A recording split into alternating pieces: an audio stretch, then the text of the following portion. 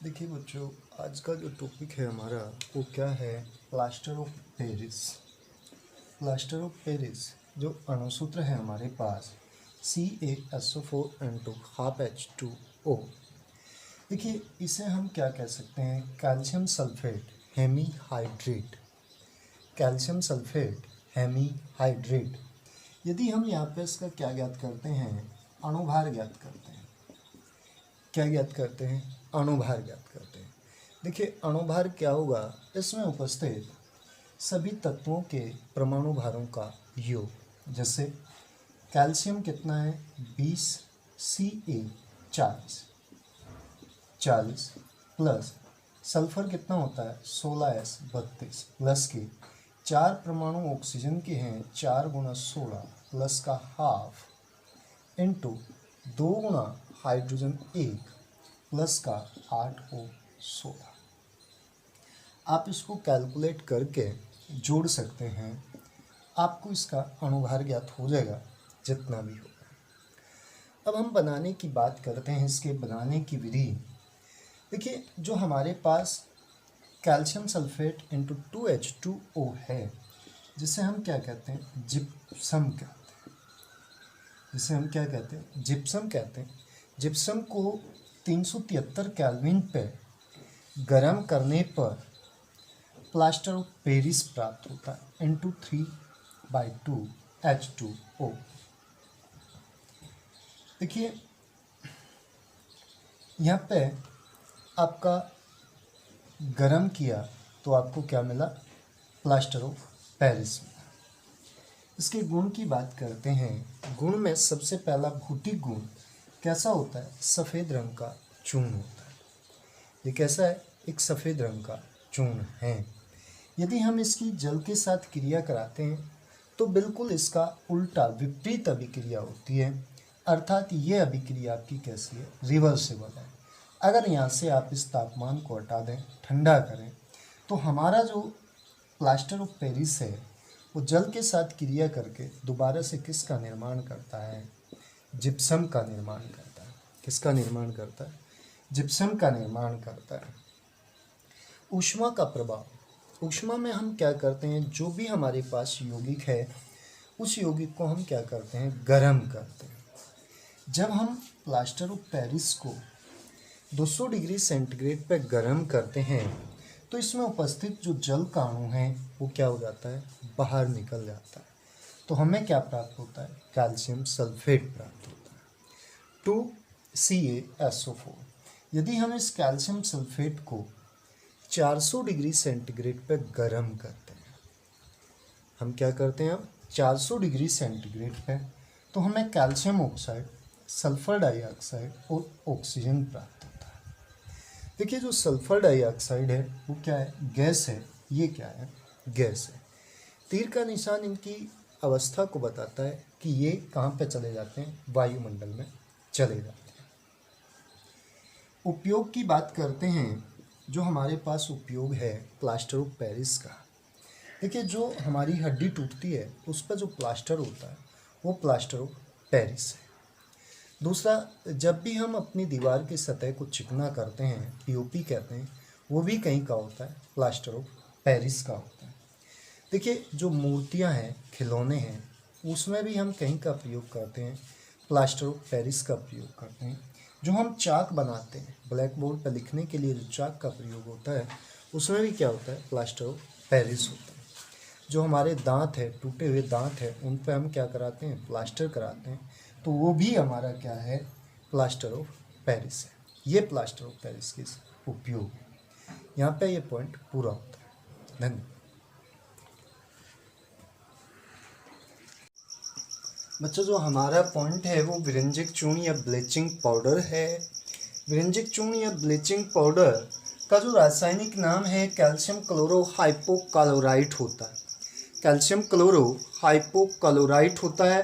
अणुसूत्र CaOCl2 होता है। अणुसूत्र CaOCl2 होता है। यदि हम इसका अणुभार ज्ञात करते हैं तो कैल्शियम का कितना होता है? 20Ca 40 प्लस ऑक्सीजन का 8O16 प्लस के 2 अणु क्लोरीन के हैं, और कितना होता है 35.5, 17Cl 35.5, 40 और 16 56, और ये कितना होता है 71, कितना 7 127, 127 होता है। देखिए बनाने की विधि, जो विरंजक चूर्ण है इसके जो बनाने की विधि है वो क्या है। जो हमारे पास बुझा हुआ चूना है उस पर अगर हम क्लोरीन गैस प्रवाहित करते हैं तो विरंजक चूर्ण का निर्माण होता है।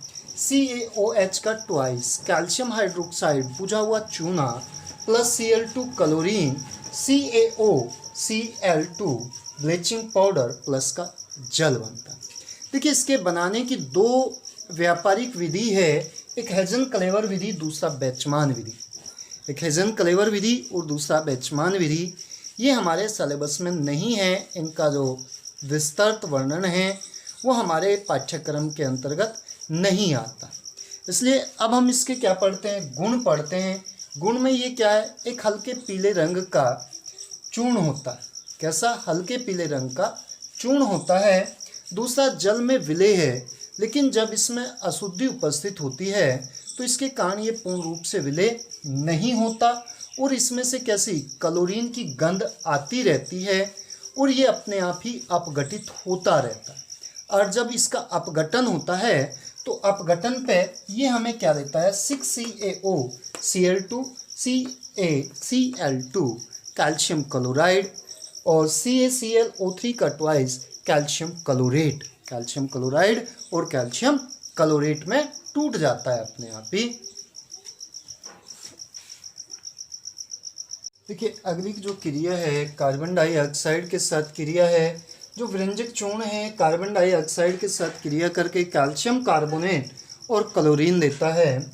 COCl2 प्लस का CO2 is equal to CaCO3 calcium carbonate plus का क्लोरीन।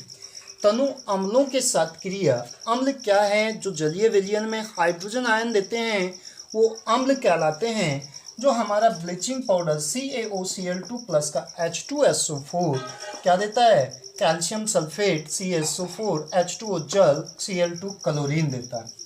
CaOCl2 2CH3COOH ये क्या है, एसिटिक अम्ल है।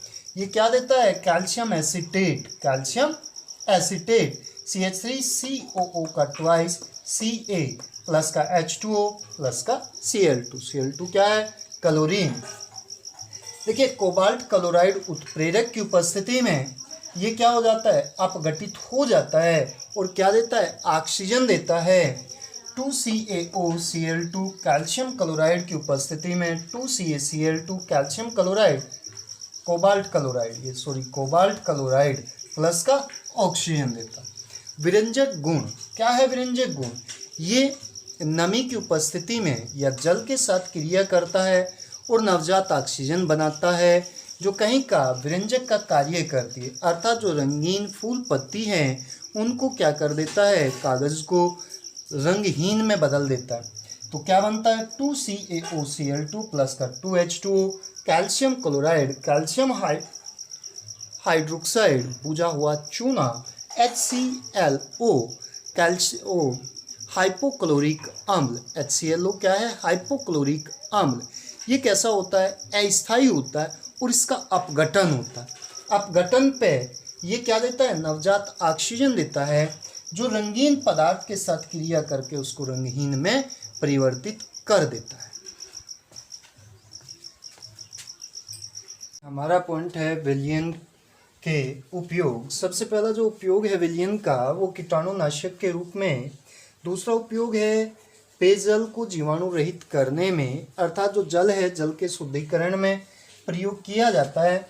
दूसरा हमारे पास जो रासायनिक उद्योग है उसमें अपचायक के रूप में, तीसरा विरंजक के रूप में। अगला जो पॉइंट आता है हमारे पास वो है खाने का सोडा। खाने के सोडे का जो रासायनिक नाम है सोडियम बाइकार्बोनेट, जो अणुसूत्र है NaHCO3। यदि हम इसका अणुभार देखते हैं तो जो अणुभार है 11Na23 प्लस का 1 प्लस के 12 प्लस के 3 गुना 16, तो कितना हो गया 24 प्लस के 12 प्लस के 48 48 और 12 60, 84 आता है, 84 आता है।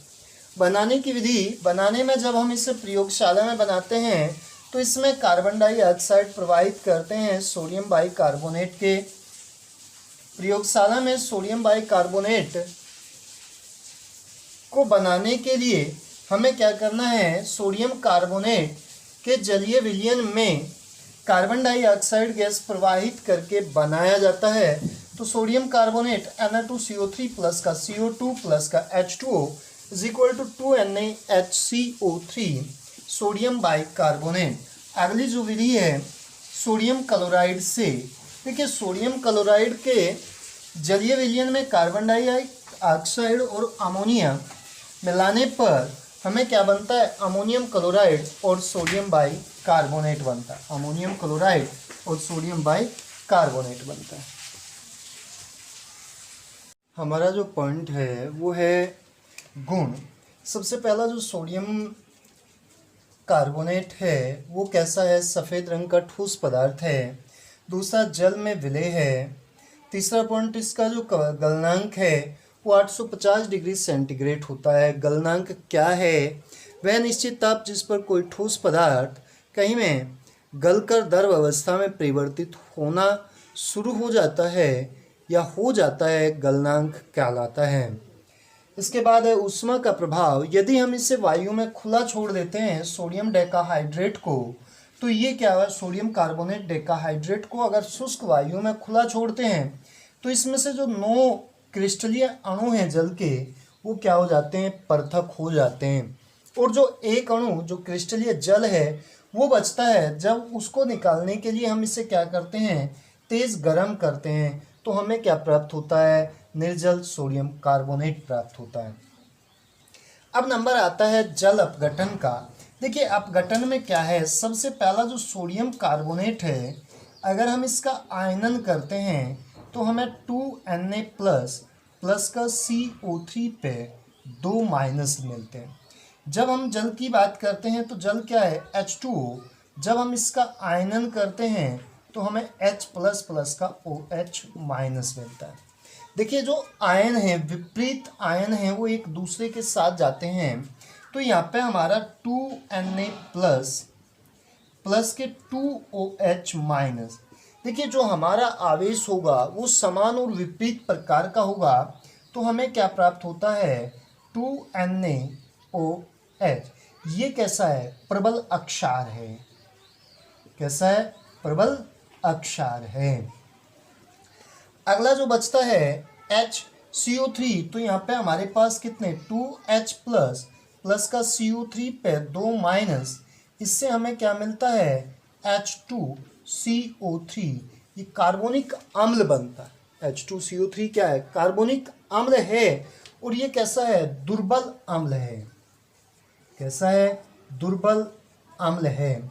देखिए जब हम जल अपघटन की बात करते हैं, जिसका प्रकृति प्रबल होगी तो विलयन उसी प्रकृति का होगा। अर्थात यहाँ पे प्रबल अक्षार है, ये दुर्बल अम्ल है।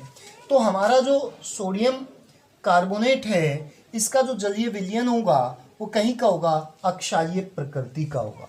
किसका होगा, अक्षारीय प्रकृति का होगा। देखिए हमारे पास जो अगला पॉइंट है कार्बन डाइऑक्साइड के साथ क्रिया। देखिए क्या होता है, जो हमारे पास सोडियम कार्बोनेट है Na2CO3 के जलीय विलयन में H2O में कार्बन डाइऑक्साइड प्रवाहित करते हैं, तो हमें सोडियम बाइकार्बोनेट 2NaHCO3 प्राप्त होता है। क्या प्राप्त होता है, सोडियम बाइकार्बोनेट प्राप्त होता है। दूसरा जो भाग है, अगला पॉइंट है अम्लों के साथ क्रिया। अम्ल Na2CO3 किसके साथ क्रिया कराते हैं, HCl के साथ क्रिया कराते हैं। तो HCl के साथ क्रिया कराने पर हमें NaCl प्लस का NaHCO3 बनता है। NaHCO3 बनता है, सोडियम बाइकार्बोनेट। ये जो सोडियम बाइकार्बोनेट है, जो NaHCO3 है, दोबारा से अम्ल के साथ क्रिया करता है, लवण देता है NaCl सोडियम क्लोराइड और दूसरा H2O जल, और तीसरा कार्बन डाइऑक्साइड देता है। इसका अगला पॉइंट है धात्विय कार्बोनेटों का अवक्षेपण।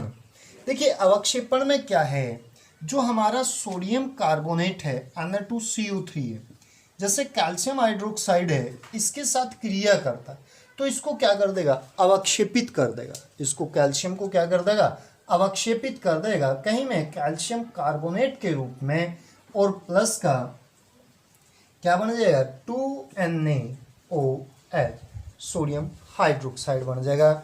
ऐसे ही हमारे पास जो आता है क्या है, कैल्शियम क्लोराइड है Na2CO3 प्लस का CaCl2, कैल्शियम क्लोराइड है तो यहाँ पे भी किसको, कैल्शियम कार्बोनेट को अवक्षेपित करेगा और किसका 2NaCl बनता है। क्या बनता है, 2NaCl बनता है।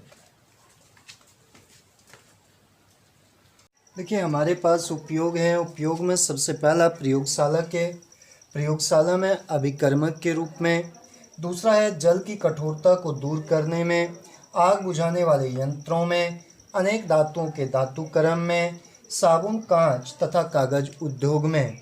जो हमारे पास सोडियम कार्बोनेट है उसके उपयोग हैं। धन्यवाद।